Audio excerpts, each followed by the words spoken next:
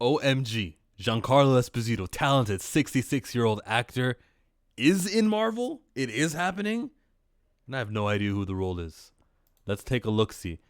He's finally joining the MCU, but not as who you think. I hope he's not in the MCU, because who I think, when they say who you think, no, he isn't playing Professor X. That is my go-to because he was kind of campaigning for that. Same way Winston Duke is campaigning for that. You guys should check out Back of the Bus. It'll be the final video that I promote because I talked about it there. I'm not going to talk about it twice. I did the Thursday live stream and I did it with Planet Fanatics and Back of the Bus. Giancarlo Esposito, I don't want you to be Professor X. Charles Xavier, good, you're not going to be that. But how many 66-year-old superheroes or superhero characters look like this that the MCU could take from a comic book and adapt? So I'm questioning it, right? So from this article published 22 minutes ago, after years of speculation, one Breaking Bad actor has officially confirmed he'll be making his debut in the Marvel Cinematic Universe. Okay, so it's not a variant. It's going to be a true character. During a panel, the Thunder stage, Esposito revealed that he'll be appearing in a Marvel project, but not the role many fans have laid him out for. Can I get to the quote? After being a fan cast as Professor X from the earliest whispers of mutants making their way into the MCU, Esposito says he'll play a different role, teasing that it's coming sooner rather than later, and better than you can imagine. I can imagine quite a lot. I just don't know a character that looks like this that he could be playing, that he could popularize and elevate into the stratosphere the same way we know characters like Captain America, the same way we know guys who weren't really always popular from the Guardians of the Galaxy. Now we know all about Drax, Gamora, Peter Quill. We know a lot of characters that we didn't know a long time ago, like the Black Panther. We didn't know who he was, and now everyone's knowing him, you know? Today I saw something on Twitter that it marks the anniversary of, rather, let me start over. Today I saw on Twitter that in the MCU, T'Challa dies on May 3rd, 2024. That's when it happens, 5 years after the blip, and then a year after that, that's when T'Challa dies. Today would have been that day. But no one knew, no one knew. Many didn't know T'Challa until he got popularized.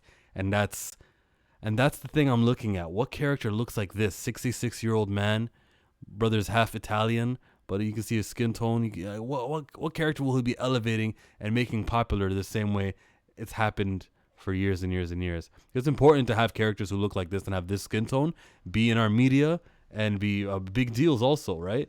So yeah, I want to hear this thing sooner or later, Giancarlo Esposito. I want to see the progression racially you will provide long term when you play a character who looks like this. Better than you can imagine.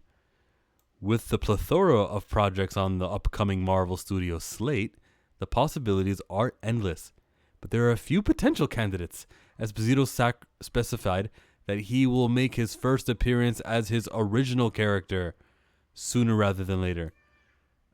Original character, the way I interpret that word, original character, means that this isn't a comic book adaptation.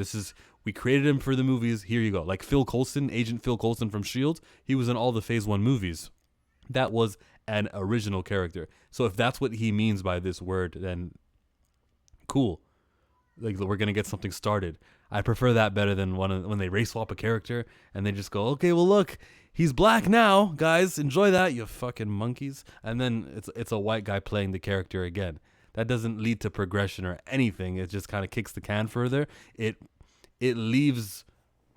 you know what it does? It's a symbolic gesture that makes you think that the representation's happening. But once a few years happen, things reboot and they do the franchise without that character, without that main character being a black character. Then it's like, yeah, we got just as many black characters in the limelight, in spotlight. Wow, how pathetic! I'm against regressive tactics such as race swap castings. And then can you imagine if that year, look, we're doing enough black. No, don't worry. You guys need black representation. We got this race swapped character who's actually white doing it. Kiki Palmer's playing Rogue. You guys want more black X-Men? No, we're doing enough. We don't want that. We don't want that problem. We want solutions long term that last. We're not coons on the YouTube channel Chillmonger. No. We're not idiots either. We're pretty intellectual here. We put our thinking caps on. Not this cap on. No, where'd I put my Feige hat? Ah, it's down there. I see it because I threw it off. I mean, somebody threw it off yesterday's live stream. And with Deadpool and Wolverine right around the corner, it's impossible to rule out that could be where we see him first. Well, Deadpool and Wolverine are going to a different universe, so maybe he plays like a variant version of a character. Oh, by the way, he's got a new movie out. It's called Perish. Let's check out this Perish movie. I'm all about movies, and if this guy's in the lead, follows a taxi driver. Cool. He's gonna be playing a taxi driver that's a man with a job, with knowledge of what street corner is on. So this is good news. I love to see a person with skin that dark playing a role where he's got an occupation and it looks like, look at him. He's so serious. He's driving. He's trying to get to where he's got to get to. That's what I'm talking about. Good representation. I love movies like this.